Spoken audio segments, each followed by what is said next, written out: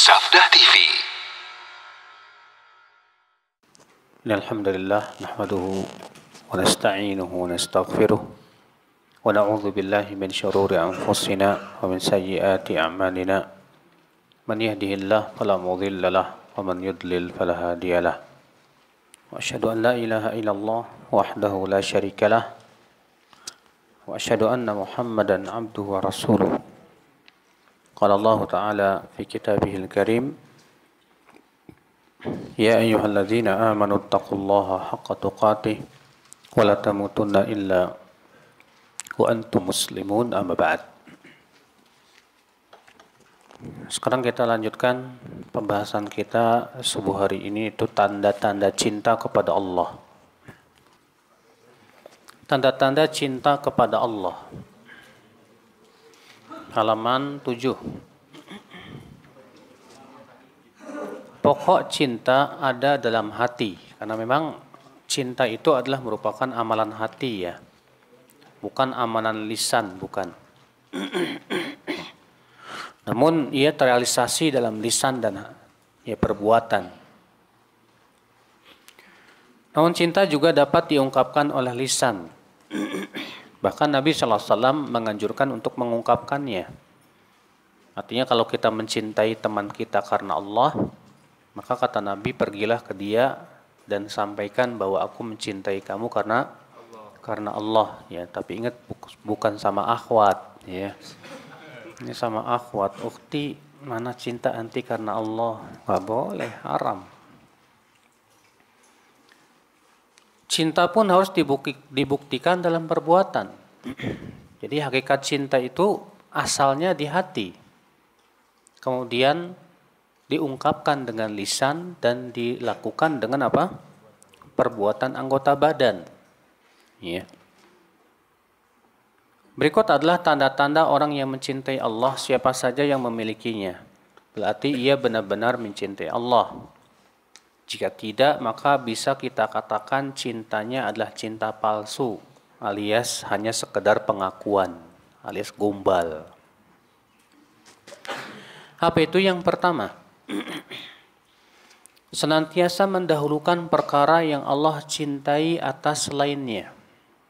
Ini ya, lebih mendahulukan cinta Allah, sebagaimana sudah kita kemarin bahas ya. Orang yang mencintai Allah akan tampak dari perilaku dan tindakannya yang senantiasa mengedepankan apapun yang dicintai oleh Allah dari kepentingan siapapun dan urusan apapun, bahkan dari keinginan hawa nafsunya. Nah, ini saudaraku sekalian ya, karena mendahulukan hawa nafsu itu tanda kurangnya cinta. Bahkan pelakunya disebut dalam Islam itu dengan fasik. Itu pelaku dosa besar. Demikian pula mendahulukan akal. Bahkan mendahulukan akal dan pemikiran itu bisa membatalkan amal. Ya, Allah Ta'ala berfirman di dalam surat Al-Hujurat ayat 2. Apa kata Allah? Ya ayyuhalladzina amanu la tarfa'u aswatakum fawqa sautin nabi. Wahai orang-orang yang beriman, janganlah kalian mengangkat suara kalian di atas suara Nabi. Wala tajharu lahu bil qaul, dan jangan kamu keraskan suaramu ya kepada Rasul sallallahu alaihi wasallam. Kajahri ba'dikum li ba'd, sebagaimana sebagian kalian mengeraskan kepada teman-teman yang lain. Supaya apa kata Allah? Antahbatu a'malukum, supaya amal kamu itu tidak batal. Lihat saudaraku ya, mengeraskan suara di atas, mengangkat suara di atas suara Rasul itu bisa membatalkan amal. Itu baru suara. Bagaimana kalau kita mengangkat pendapat seseorang di atas pendapat Rasul? Bagaimana kalau kita mengangkat pikiran kita, akal kita di atas pikiran dan akal Rasul? Ya, bahkan di atas pendapat Allah sekalipun juga. Oh, ini bahaya sekali. Maka ini jelas lebih layak untuk dibatalkan amalannya. Mengerikan saudaraku. Ya. Maka berarti cinta kepada Allah itu ya tandanya dia harus mengedepankan, lebih ia kedepankan ya cinta Allah daripada keinginannya, hawa nafsunya, akalnya, pikirannya. Bahkan juga orang yang dicintainya, baik istrinya ataupun ibunya maupun bapaknya. Tidak boleh. Mereka lebih kita dahulukan daripada siapapun, daripada Allah Subhanahu wa taala. Ya. Cintanya yang agung kepada Allah terwujud menjadi bentuk-bentuk pengorbanan yang menakjubkan. Kerelaan hati orang-orang yang jujur dalam cintanya kepada Allah tidak pernah kering dari amal-amal kebaikan yang bervisi akhirat dan maslahat. Tuh, ya. Maka orang yang mencintai Allah, dia berusaha bagaimana amalannya itu visinya adalah akhirat. Ya. Antum cari duit, niatnya akhirat. Antum makan, niatnya biar dapat akhirat. Antum minum, antum kawin, antum ta'adud, antum pokoknya semua aktivitas kita niatnya apa? Akhirat. Jangan sampai antum ta'adud niatnya cuma sebatas syahwat doang, Mas. Ada kan yang enggak gitu? Iya kan? Kayak gituin biasanya enggak lama tuh. Ya. 6 bulan bulan madu, setelahnya bulan bawang. Pas bulan bawang ngadunya ke siapa coba? Ke ustadz. Iya, karena memang niat dia bukan karena Allah, sebatas syahwat. Akhirnya Allah tidak bantu dia. Tapi kalau dia memang betul-betul karena Allah, karena ngikutin sunnah Rasul, bukan sebatas syahwat, insya Allah Allah bantu dia di dalam poligaminya tersebut. Ya nggak Mas ya? Kalau Ustadz belum. Ya ikhlasnya belum ada Mas. Ngeles. Kita lanjutkan saudaraku. Bahkan ia tidak segan meninggalkan segala macam kepentingannya. Bahkan nggak mikir-mikir dulu. Kayak kemarin ikhwan tadi, apa? Taat tanpa tapi, terus tunduk tanpa syarat. Artinya benar. Tidak ada tapi-tapian, udah pokoknya sami'na wa ata'na. Tidak ada syarat-syaratan. Pokoknya saya mau taat sama Allah, saya mau tunduk tapi syaratnya Allah kasih saya kenikmatan. Oh, jangan. Ya. Nah, ini tanda yang kedua. Siapa orang yang mencintai Allah? Tanda yang kedua yaitu menauladani Rasulullah Sallallahu Alaihi Wasallam. Ini sudah kita sebutkan kemarin ayatnya dalam surat apa? Siapa yang tahu? Nih dikasih hadiah. Surat Ali Imran ayat 31. Qul in kuntum tuhibbunallah fattabi'uni. Jika kalian mencintai Allah, maka ikuti aku, yaitu Rasulullah Sallallahu Alaihi Wasallam. Maka harus saudaraku. Maka orang yang mencintai Allah, dia berusaha untuk menjadikan Rasulullah sebagai suri tauladan dalam hidupnya. Ciri orang yang mencintai Allah selanjutnya adalah menauladani Rasulullah SAW. Kenapa? Karena Allah telah memilih seorang utusan untuk diikuti jejak dan titahnya. Dan pasti Allah ridho kepadanya. Bukti cinta kita kepada Allah diwujudkan dengan cara-cara yang sesuai dengan ajaran Rasulullah. Karena Allah hanya ridha jika kita mengikuti Rasulullah dalam beribadah kepadanya. Ingat Pak, Allah hanya ridha diibadahi sesuai dengan syariat siapa? Rasul. Bukan sesuai dengan syariat kiai atau madhab tertentu atau adat istiadat. Tidak. Ya, Allah hanya ridha diibadahi sesuai dengan syariat Rasulullah. Ingat itu, camkan baik-baik. Karena syariat ini milik siapa? Milik Allah. Agama ini milik siapa? Milik Allah. Karena syariat agama ini milik Allah dan yang berhak mensyariatkan hanyalah Allah. Berarti wajib mengikuti syariat melalui lisan Rasulullah. Karena yang mendapatkan wahyu hanya Rasulullah. Antum ini dapat wahyu, ada wahyu tuh. Jomblo lagi.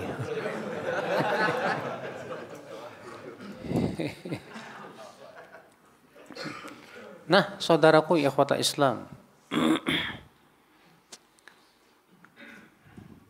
Kita lanjutkan.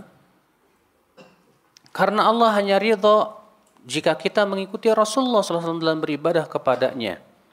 Maka jika ada seseorang yang mengaku cinta kepada Allah, namun perbuatannya tidak sesuai dengan contoh Rasulullah, pastilah cintanya tidak berbalas cinta dari Allah. Pasti itu. Maka kalau misalnya ada orang, saya mau beribadah kepada Allah tapi dengan cara saya sendiri, maaf, Anda tidak akan bisa diterima. Kalau antum punya usaha furniture, Mas, kemudian ada sebuah pabrik pesan bangku ke antum. Yang namanya pabrik pesan bangku pasti sudah memberikan apanya? Kriterianya kan? Bangkunya harus terbuat dari kayu apa, warnanya apa, bentuknya bagaimana, ya enggak? Setelah antum bikin ternyata enggak sesuai dengan kriteria mereka, kira-kira diapain, Pak? Hah? Ditolak. Kalau misalnya antum tidak memperbaiki, kira-kira apa, Pak? Dibalikin. Udah dibalikin lagi. Itu kenapa? Karena perusahaan punya ini dong, kriteria dong, punya syarat-syarat, ini harus terpenuhi begini-begini. Itu masalah dunia. Walillahil mathalul a'la. Ibadah harus sesuai dengan selera Allah. Dan apa yang Allah cintai adalah yang Allah sampaikan melalui Rasulullah sallallahu alaihi wasallam. Berarti kita harus mengikuti Rasul sallallahu alaihi wasallam. Ya. Maka segala macam amal ibadah yang kita klaim sebagai bukti cinta kepada Allah, kalau ternyata tidak sesuai dengan tuntunan Rasulullah SAW, maka itu semua tidak akan diterima oleh Allah. Bahkan pelakunya Allah benci dia. Ya. Tanda yang ketiga, mencintai Allah, yaitu tandanya mencintai orang-orang yang mencintai Allah. Saya yakin, Pak, setiap mukmin pasti mencintai Allah, ya tidak? Maka berarti apakah mencintai mukmin itu derajatnya sama? Hah? Apakah mencintai kaum mukminin itu derajatnya sama? Kok diam? Kita katakan tidak sama dong. Kita mencintai mukmin itu sesuai dengan derajat cinta dia kepada Allah. Semakin dia mencintai Allah, semakin kita cinta kepada dia. Semakin dia kurang cinta kepada Allah, semakin kurang cinta kita kepada dia. Dari mana Ustadz? Dari mana kita mengetahui kadar cinta dia kepada Allah? Dari amal perbuatannya. Dari pengorbanannya untuk Allah. Kalau kita lihat ada orang ini kok ya meremehkan sunnah Rasul, dia malah kurang perhatian terhadap sunnah Rasul, terhadap amal soleh, berarti cinta kepada Allahnya kurang, Pak. Maka kita pun cintanya kepada dia pun juga tidak sama dengan orang yang benar-benar melaksanakan sunnah Rasul SAW. Permen mana permen? Tolong kasih ini.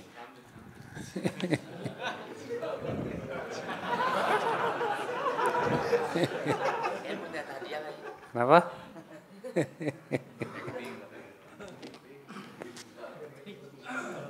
Iya. Makanya antum semuanya insya Allah termasuk orang-orang yang mencintai Allah kan, Pak? Tapi ana yakin derajat cinta kita semua berbeda-beda, Mas. Terlihat dari pakaiannya, dari semangat ibadahnya, dari penampilannya akan terlihat. Ya. Bagaimana kecintaan dia kepada Allah. Gak bisa hanya sebatas mengatakan cinta itu kan di hati. Yang penting hati saya cinta. Walaupun kamu maksiat begitu, gak bisa. Ya. Kita baca tidak akan sempurna cinta kita kepada Allah hingga kita juga mencintai orang-orang yang mencintai Allah di kalangan orang-orang yang beriman. Ciri orang yang mencintai Allah adalah membangun persaudaraan yang kokoh di atas cinta kepada Allah, saling menyayangi, mengayomi dan membantu ya antara orang-orang beriman yang mencintai Allah. Artinya ini adalah merupakan konsekuensi dari mencintai karena Allah. Syekh Fauzan rahimahullah ketika menyebutkan tentang jenis manusia yang bisa kita berikan padanya loyalitas, itu ada 3 jenis. Jenis yang pertama, yang wajib kita berikan loyalitas 100%. Ya. Wajib kita berikan loyalitas berapa? 100%. Tidak boleh kita musuhi. Siapa mereka? Para nabi. Para sahabat Rasul yang wafat di atas keimanan dan keislaman. Ya. Dan orang-orang yang mereka telah wafat di atas ketakwaan. Maka wajib kita cintai mereka 100%, Pak. Yang kedua, jenis manusia yang tidak boleh kita berikan loyalitas 100%. Dalam artian 0%. Tidak boleh kita memberikan padanya apa? Loyalitas sama sekali. Sedikit pun juga.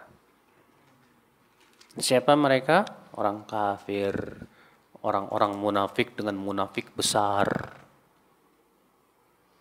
Tidak boleh kita berikan loyalitas sama sekali 0%, Pak.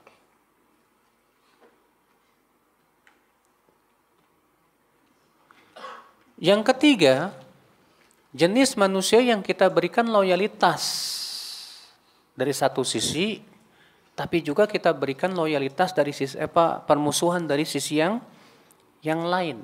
Siapa itu? Setiap mukmin yang berbuat maksiat. Maka kita berikan loyalitas karena keimanannya dan kita berlepas diri alias ya membencinya sesuai dengan apa penyimpangannya tersebut. Ya. Tapi ingat Bapak, pembahasan kita ini dalam bab cinta yang bersifat syariat. Adapun cinta yang sifatnya tabiat, maka ini tidak ada hubungannya dengan loyalitas dan permusuhan. Ya kalau misalnya Bapak punya orang tua tapi kafir. Ya sebagai seorang anak ada dong tabiat untuk mencintai orang tua, ya enggak? Iya, ya itu tabiat biasa. Bukan berarti kita memberikan loyalitas, ya enggak. Ya. Kita lanjutkan. Allah Ta'ala berfirman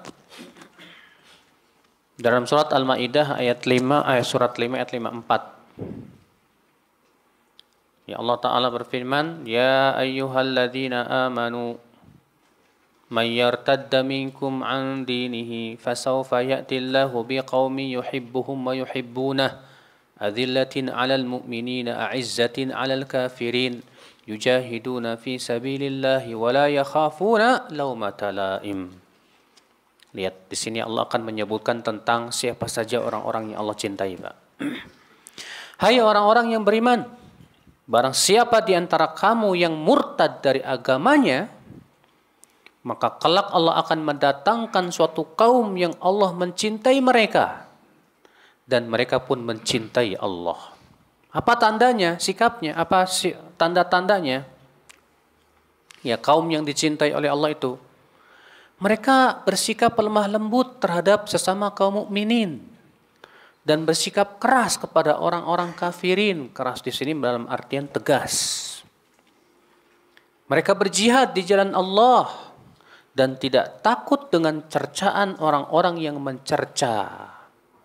Itulah karunia Allah yang diberikan oleh Allah kepada siapa yang Allah kehendaki. Dan Allah maha luas pemberiannya, lagi maha mengetahui. Syekhul Islam Taimiyah, Pak, mengatakan ini ayat kabar gembira untuk kita kaum mukminin. Apa kabar gembiranya? Coba perhatikan ya baik-baik. Hai orang-orang yang beriman, barang siapa di antara kamu yang murtad dari agamanya, apa? Barang siapa yang murtad di antara kalian dari agamanya, apa?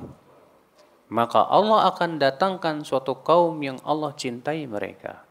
Ini kabar gembira bahwa apabila di antara umat Islam ada yang murtad, maka Allah akan datangkan penggantinya orang-orang yang dicintai oleh Allah. Di Indonesia banyak yang murtad nggak, Pak? Banyak. Tapi subhanallah, dengan banyaknya orang yang murtad di Indonesia, banyak pula kaum lain yang masuk Islam. Di Eropa, di Amerika, bagaimana geliat Islam luar biasa, ya nggak Mas? Iya. Di Indonesia sendiri walaupun baik yang murtad, tapi geliat dakwah sunnah semakin banyak. Banyak orang-orang yang mulai hijrah taubat kepada Allah. Benar janji Allah ini kan? Hati ini kabar gembira dari Allah. Bahwa yang murtad silahkan, itu tidak membahayakan agama Allah sedikit pun juga kok. Justru Allah sudah berjanji, siapa di antara kalian yang murtad dari agamanya, Allah akan datangkan kaum lain yang Allah cinta kepada mereka, dan mereka pun cinta kepada Allah. Masya Allah. Makanya ini kabar gembira yang luar biasa, Bapak sekalian, ikhwata Islam. Nah, di sini Allah menyebutkan bagaimana cirinya. Ya. Yang pertama, lemah lembut kepada kaum mukminin. Ya. Apakah berarti ayat ini menunjukkan nggak boleh kita bersikap keras sama sekali kepada kaum mukminin, Pak? Tidak, kata para ulama. Ya. Lemah lembut maksudnya di sini asalnya kita dalam menyikapi kaum mukminin itu harus dengan lemah lembut. Itu kaidah asal, ingat. Tapi kalau ternyata lemah lembut kurang bermanfaat, gak masalah kita agak keras. Makanya kalau kita melihat Rasulullah SAW dalam menegur para sahabat, seringnya lemah lembut, ya kan? Terutama kepada siapa? Orang awam, orang jahil. Kalau sama orang jahil, Rasulullah lembut banget. Ada orang Arab Baduy masuk masjid, ngapain? Iya, kencing. Ternyata apa? Para sahabat mau menahan dia. Apa kata Rasulullah? Da'uh, biarkan. Ya wala tuzrimu, jangan diputus. Makanya Rasulullah SAW itu kalau sama orang awam, Mbak, lembut banget. Tapi kalau sama sahabat yang udah lama ngaji nih, istilahnya begitu, udah lama ngaji gitu kan, dan udah faham, tapi kemudian melakukan kesalahan yang fatal, Rasulullah terkadang keras, Mas. Iya, contoh, Mu'ad bin Jabal pernah jadi imam baca Al-Baqarah, Mas. Akhirnya di antara makmum ada yang keluar. Karena ada keperluan, dia harus geras pergi. Akhirnya keluar sholat sendiri, pergilah. Rupanya Mu'ad berkata, apa itu orang munafik tuh. Rupanya orang yang dituduh munafik lapor ke Rasulullah. Datanglah ke Rasulullah, kebetulan Mu'ad ada di sisi Rasulullah. Orang itu berkata, ya Rasulullah, ya tadi malam Mu'ad baca Al-Baqarah dan saya keluar. Kemudian saya sholat sendiri, tahu-tahu dia mengatakan saya munafik. Bagaimana ya Rasulullah? Maka Rasulullah langsung menengok ke Mu'ad dengan marahnya dan berkata, afattan anta ya Mu'ad. Kamu mau bikin orang lari, hai Mu'ad? Kamu mau memfitnah manusia, hai Mu'ad? Ternyata Rasulullah marahnya ke Mu'ad, bukan ke dia. Kalau dia nggak salah. Yang salah ini imamnya. Salat Isya kok Al-Baqarah. Ya Allah. Bayangin Pak, Baqarahan. Yasinan aja panjang ya. Ini Al-Baqarahan. Bisa sholat Isya kalau Al-Baqarah habis jam berapa itu selesai coba? 2 juz setengah. Lihat saudaraku, ya, terkadang keras itu penting juga untuk mengingatkan bahwa itu bukan masalah sepele. Ya. Maka kalau misalnya kita menegur saudara-saudara kita yang berbuat kesalahan, itu sebetulnya sebagai sikap kasih sayang kita kepada mereka. Walaupun tentu cara menegurnya pada asalnya harus dengan lembut dulu, nggak boleh dengan keras. Makanya kata para ulama, Al-aslu fid dakwah, pada asalnya dalam mendakwahi, dalam mengingkari kemungkaran itu harus dengan apa? Lemah lembut. Dasarnya ayat ini, demikian pula ayat-ayat yang lainnya. Ya. Kecuali kalau sikap lemah lembut itu tidak bermanfaat dan ternyata lebih bermanfaat sikap keras, maka nggak masalah kita keraskan. Ya. Nah, ini saudaraku sekalian. Ini tanda yang pertama. Yang kedua apa? Sekaligus yang keempat, keras terhadap orang kafir. Maksudnya keras di sini tegas. Bukan keras artinya antum kalau ketemu mereka melotot gitu. Oh, ya. Ditantang panco, enggak. Ya. Keras dalam artian kita harus tegas dalam masalah din. Allah mengatakan lakum dinukum. Tidak bisa, tidak ada tawar-menawar dalam agama, Pak. Kalau muamalah dengan masalah dunia boleh tidak? Enggak apa-apa. Rasulullah juga menggadaikan baju besinya ke orang Yahudi kok. Para sahabat juga sebagian berbisnis dengan orang Yahudi kok, enggak masalah. Maka kalau kita sebatas bermuamalah saja, beli dari toko orang kafir misalnya, atau ini enggak masalah. Tapi yang dimaksud di sini aizzah, ya, artinya tegas, keras dalam artian din, dalam masalah agama, Pak. Karena dalam masalah agama tidak ada istilah tawar-menawar. Ya.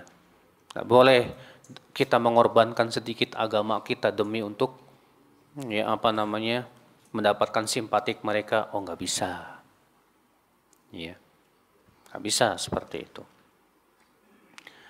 Jika kasih sayang dan rasa cinta kepada sama orang beriman adalah ciri kecintaan kita kepada Allah, maka begitu juga ciri cinta kepada Allah adalah bersikap keras, tegas, berlepas diri dari orang-orang kafir. Karena kita kan cintanya kepada Allah, karena Allah, ya enggak? Berarti benci kita juga karena Allah enggak, Pak? Karena Allah dong. Sekarang antum ridho enggak Allah disekutukan? Ridho enggak? Kalau antum ridho Allah disekutukan, berarti antum bukan muslim. Maaf. Antum ridho tidak Allah dikufuri? Tidak kan? Maka kalau antum melihat ada orang yang mengatakan, ya Allah punya anak, antum nggak boleh ridho dong. Ya, kalau Allah mengatakan tentang langit dan bumi apa? Takadus samawati yatafattarna. Ya, hampir-hampir langit itu pecah dan bumi itu belah. Ya. Dan gunung pun hancur. Kenapa? Karena mereka mendengar orang yang mengatakan Allah mengambil anak. Anda'u lirrahmani walada. Bayangkan, bumi saja mau pecah, ngedengar orang yang mengatakan Allah mengambil anak.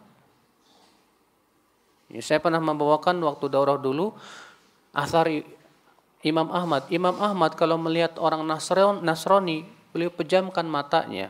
Ketika ditanya kenapa ya Imam Ahmad, saya nggak tahan melihat orang yang mengatakan Allah mengambil anak. Artinya langit dan bumi aja nggak tahan sampai mau pecah kalau bukan karena Allah ya tidak mengizinkan untuk pecah.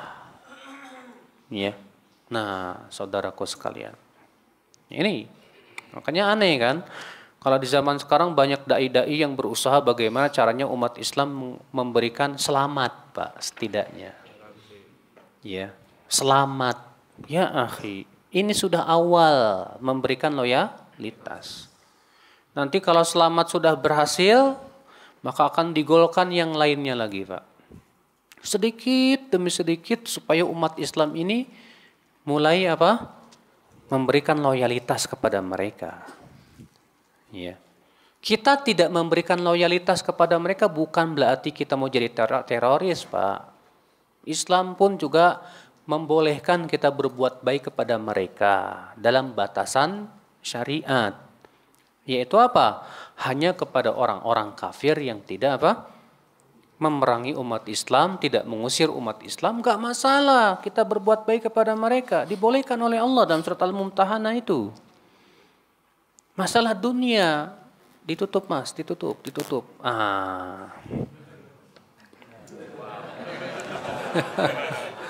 Iya. Iya. Oke, baik kita lanjutkan lagi, sedikit lagi Mas. Ciri selanjutnya apa? Kata Allah dalam surat Al-Maidah itu, mereka berjihad di jalan Allah. Nah, ini berjihad di jalan Allah, tapi ingat ya, jihad itu harus dipahami secara total, jangan sebagian-sebagian. Orang yang memahami jihad sebatas dengan pedang dan panah saja, perang, itu berarti memahami jihad secara sebagian-sebagian. Karena jihad itu ada berapa macam? Ada 4 tingkatan. Ya. Yang pertama, jihad melawan diri sendiri dan hawa nafsu. Jihad melawan siapa? Hawa nafsu. Ini adalah dasarnya jihad nih. Ya, ketika antum ngelihat awewe cantik, masya Allah. Ya. Setiap kali mata antum melihat astagfirullah, astagfirullah. Ya, harus kuat. Ya. Di surga lebih cantik dari dia. Ya. Berarti antum sudah merealisasikan jihad. Jihad melawan hawa nafsu. Ya. Nah itu saudaraku sekalian. Yang kedua, jihad melawan setan. Jihad melawan apa? Setan. Setan ini harus dijihadi. Caranya gimana? Tergantung jenis setannya. Karena kan setan itu bukan cuma dari jin, Pak. Tapi juga dari manusia. Nah kalau setannya dari jin, cara menjihadinya bagaimana? Kata Al-Imam Ibnu Qayyim, yaitu dengan mempelajari langkah-langkah setan dan tidak mengikuti ajakan setan. Langkah-langkah setan banyak. Ya. Ini tentu pembahasannya panjang. Bagaimana berjihad melawan setan. Ya, mungkin daurah yang akan datang kali ya. Judulnya jihad melawan setan.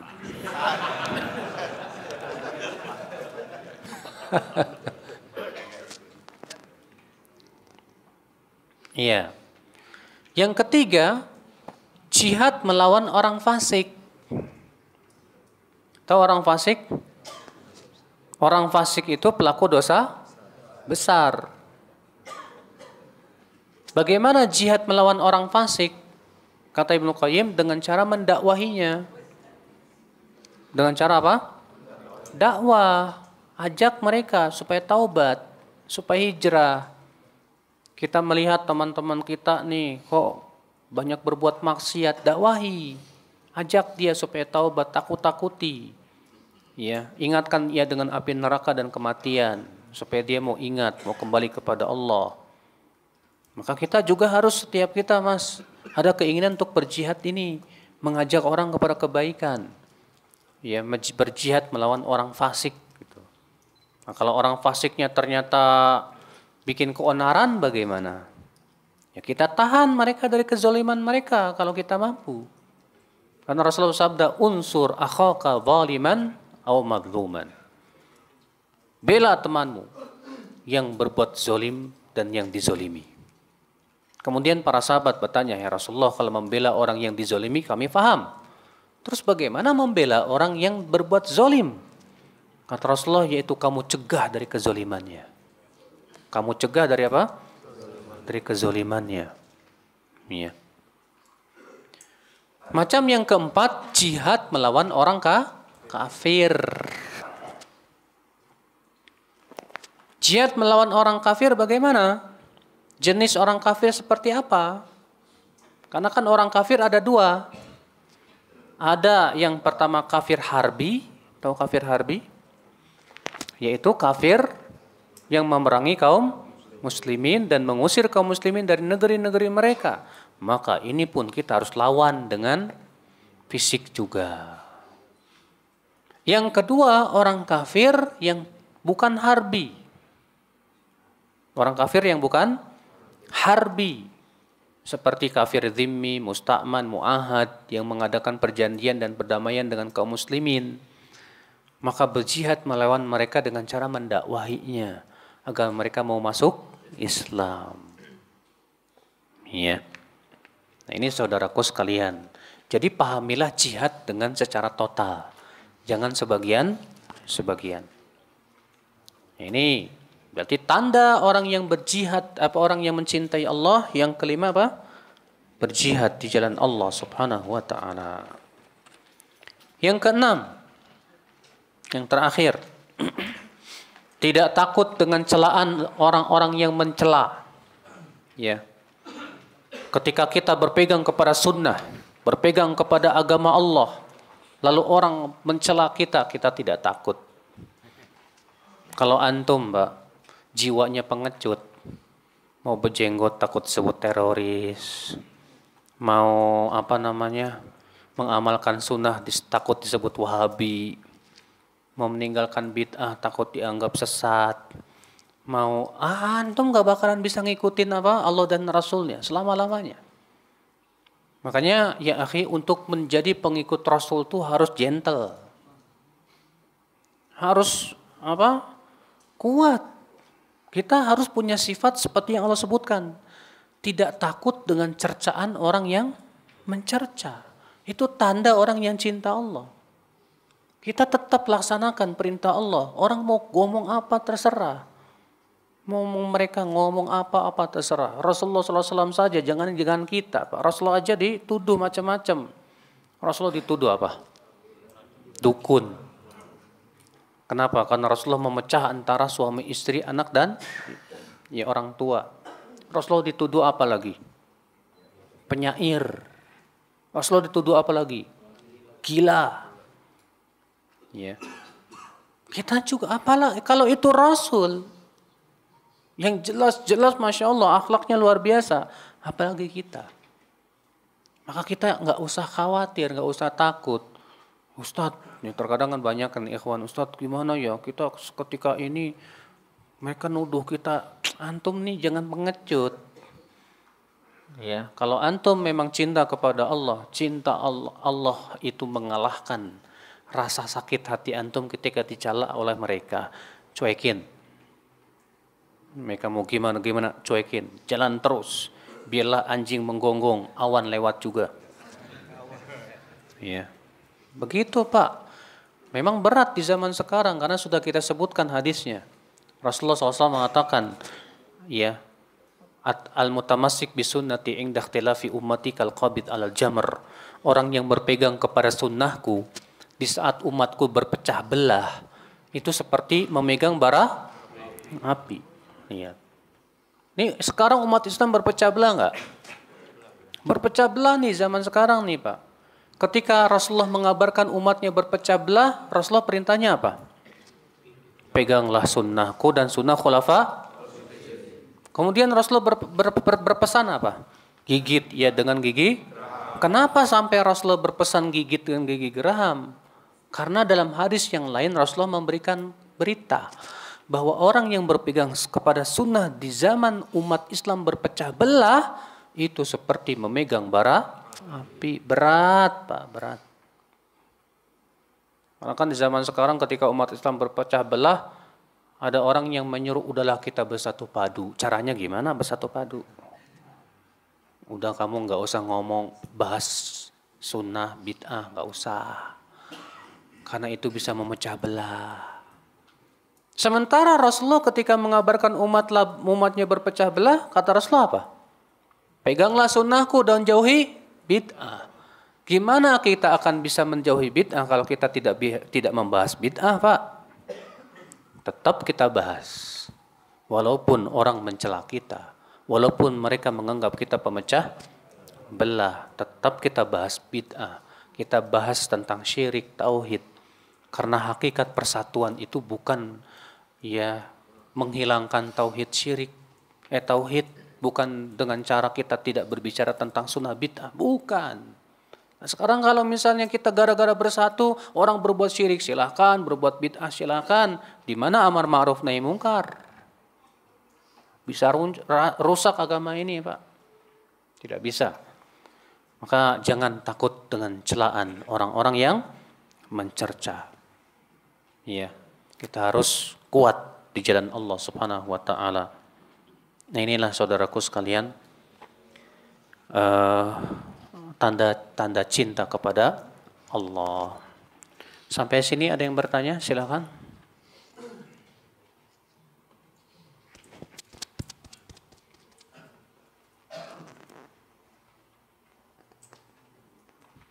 Tidak ada? Kalau tidak ada, saya yang bertanya. Ini ada beberapa buku ini.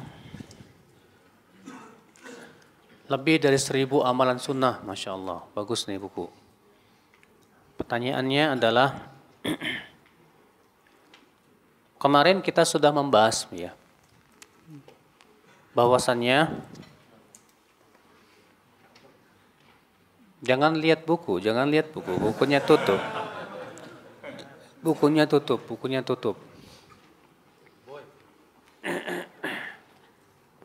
Ada 4 sebab munculnya cinta. Ada 4 sebab munculnya cinta. Siapa yang bisa menyebutkan? Yang pertama, fisik. Yang kedua, maknawi. Ketiga,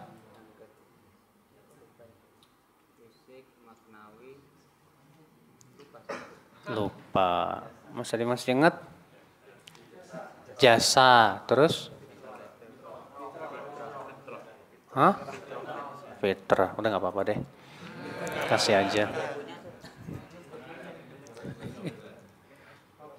Udah punya?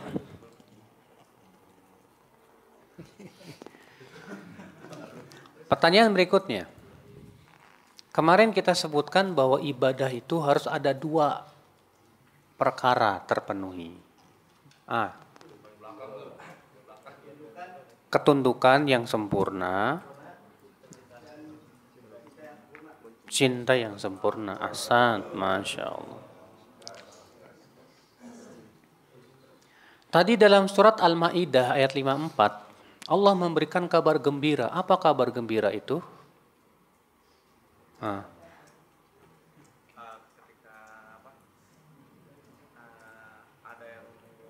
Ketika ada yang murtad, maka Allah akan gantikan dengan apa? Kaum yang mencintai Allah. Masya Allah. Nah, di situ disebutkan siapa kaum yang mencintai Allah itu kriterianya. Yang berjihad di jalan Allah terus? Terus?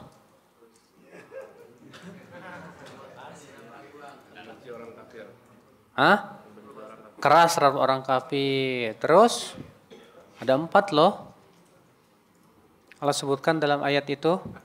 Siapa yang bisa menyebutkan 4-empatnya? Yang pertama, dia mencintai Allah, mencintai sama Allah, kemudian berjihad di jalan Allah, terus membenci orang kafir, kemudian yang keempat, tahan terhadap celaan orang-orang yang tidak takut dengan celaan orang-orang yang mencerca. Masya Allah. Pertanyaan berikutnya. Tadi kita sebutkan ada berapa tanda? Masya Allah.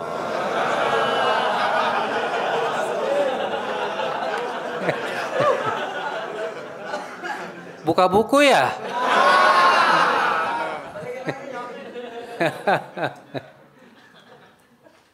Iya. Yang terakhir. Tadi kita sebutkan ya bahwa tanda yang pertama adalah mendahulukan perkara. Apa? Yang belum menjawab. Tanda Masya Allah. Baiklah, saya kira cukup sampai di sini. Semoga yang saya sampaikan bermanfaat. Subhanakallah bihamdik, asyhadu an la ilaha illa anta, astaghfiruka wa atubu ilaik. Assalamualaikum warahmatullahi wabarakatuh.